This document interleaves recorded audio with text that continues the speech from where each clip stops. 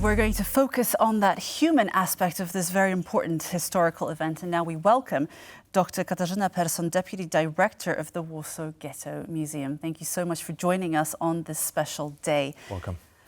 We'd like to very much find out about the human stories of this momentous turning point of Polish Jewish history and indeed European history, because that is really what makes history real, especially so many decades after what happened. So perhaps we could start with Marek Edelman, because we've been telling our viewers about this daffodil.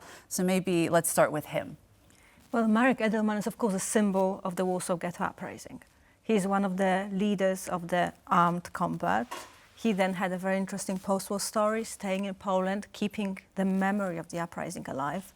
He was one of the first people to tell the story of the uprising. He was also an incredibly charismatic leader and a very, very strong personality. So in that sense, everything worked for him, of course.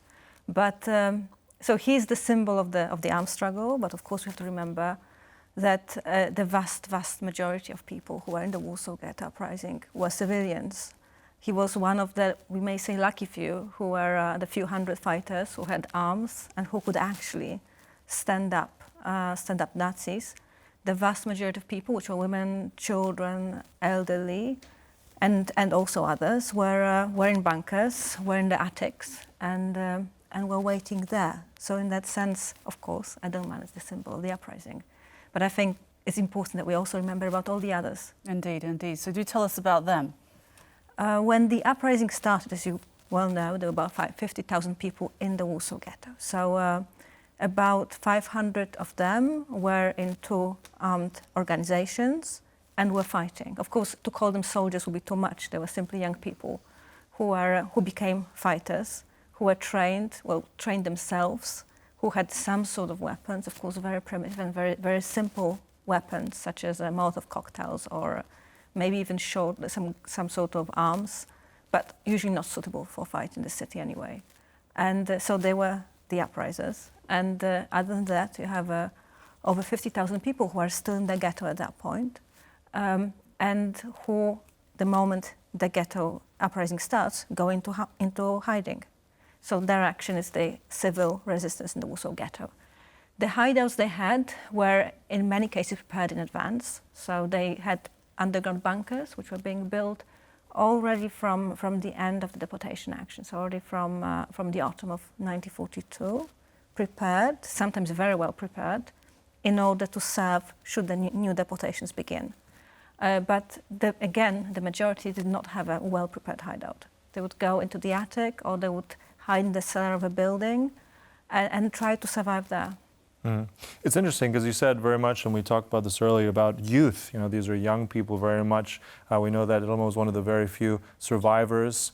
We have young leaders as well, Mr. Anielewicz as well, Mordecai Anielewicz, who was also a charismatic leader, did not survive. But I'm also curious more about, if we look at other cities around, if we're looking at Białystok, there was also an uprising there. If we're looking at potentially also in Vilnius, I mean, these had easier access points to weapons, but yet, as you mentioned, in Warsaw was actually the one that was the most successful, if we can call it that. Why is that? What's your theory on that? Well, Warsaw there was a lot of factors involved. One of them is that in Warsaw you simply had to fight, meaning, unlike in Vilnius, you cannot get out of the ghetto. There's no forest to hide in. You can go out into the city, but of course there you have a number of dangers nonetheless. So in that situation, those people were actually placed in a situation where they had to fight. Another issue is the experiences of the Warsaw population. Those young people who you speak of, who were in the armed groups, they already had the whole families murdered. They had nobody left. They only had each other. They built an extremely strong group of youth, people who were living together, often falling in love with each other, having a very strong camaraderie and very strong friendships, and they were ready to die for each other as well. So in that sense, we have this fascinating group of young underground activists who, from the summer of 42, so at that point already for almost a year, are preparing to fight, and are preparing to fight for the ghetto, for the, I don't know, whatever you call it, for the honor, I guess, which of course would imply that people who don't die like that don't No. don't fight for But standing up for dignity, really. But yes, in that sense, if we let's say that they would call it like that, even though again it's incredibly important to remember that when we talk about them fighting for dignity, there is also 50,000 other people who are not given a chance to fight for the dignity because they are they're being gassed in bunkers or they are in the burning buildings, jumping out the windows. So, in that sense, this is an incredibly difficult topic. Very complex, very complex. It is very complex. Layered. Absolutely, there's many layers to it, and I think it's very difficult to label it as well in that sense. I suppose it has to be taken apart and looked at individually from a historical point of view, I suppose from a military strategic point of view in many ways as well, from an emotional point of view. But I'm sure you've done a lot of research, and obviously tons of research has been done, but can you tell us a little bit perhaps about, aside from the leadership aspect of what happened, you say, so many people were hiding and obviously the circumstances were incredibly difficult.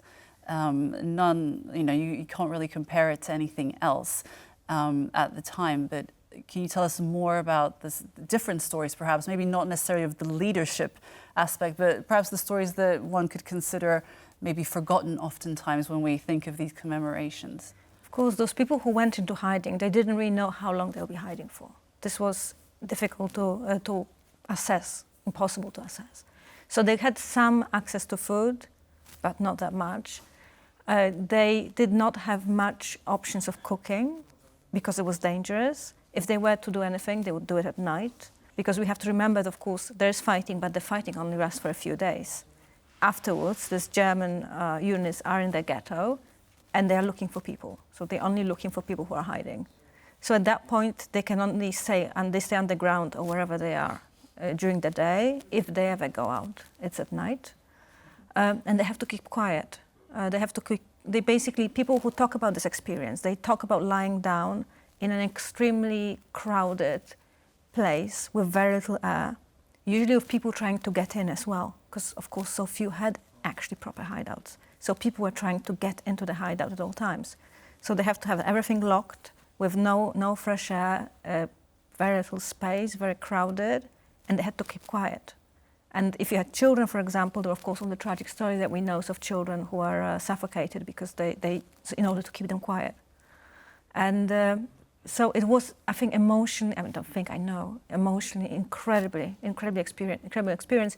They were staying there, they were hearing various bunkers being uncovered, they had shooting, they had people being shot or being led out of other bunkers, and they were basically waiting for what is going to happen to them. Now you mentioned also all the different layers we're touching on a human, on an emotional level as well. I think also that tragic history as well this has also impacted the Polish nation very much. I mean, there was the ghetto, but surely there were friendships beyond the ghetto between Jews and non-Jews, and we know that ghetto uprising was significant. It stayed only there. Later in 1944, it was a citywide uprising, but even if that didn't first transpire, as we're marking here today, what were those emotional connections? Was that also something that later boiled over into a citywide uprising, that those Poles that later took up arms, also very young, did that have an impact, do you think, in that? It was again very complex, because of course the people who suffered the most were those who were hiding in Warsaw, outside the ghetto. Jews who got out of the ghetto were hiding in Warsaw, and from the hideouts were watching the ghetto burn and listening to what people around are talking about them. So this was, the place of complete hopelessness that we have quite a few testimonies of, was of people who were, somewhere under non-Jewish identity or completely in hiding, and just listening and seeing their family members who were still in the ghetto, burning in the ghetto. So for these people, it was particularly difficult. And people reacted differently. Some people were, of course, fully emphasizing what's happening. Some were scared that this is going to impact the whole city, that there'll be repressions on the whole city, that the uprising will actually get out into Warsaw, and something that the underground was particularly concerned about, that the uprising will pour out of the ghetto and will actually take over Warsaw, and that it won't be successful, and there'll be a reprisal of the whole city. And there were, of course, people who were, you know, anti-Semitic and who were looking at and commenting on in a completely different way. So it was a whole array of reactions. But I think the group that I would mainly remember about is those who were hiding and those who were watching their homes and their family, you know, the whole ghetto burning. That's really, I think, the most tragic stories that we know of those who were standing outside the walls and looking in. Yeah, yeah. Indeed. Well, look, I mean, this is one of those days. It's 81 years, but I think your kind of work that you're doing to keep this alive, and with the daffodils we see around the city, it's something I think that will always be timeless. And thank you for coming and sharing that. That was Dr. Katarzyna Person, Deputy Director of the Warsaw Ghetto Museum. Thanks for joining us. Thank you.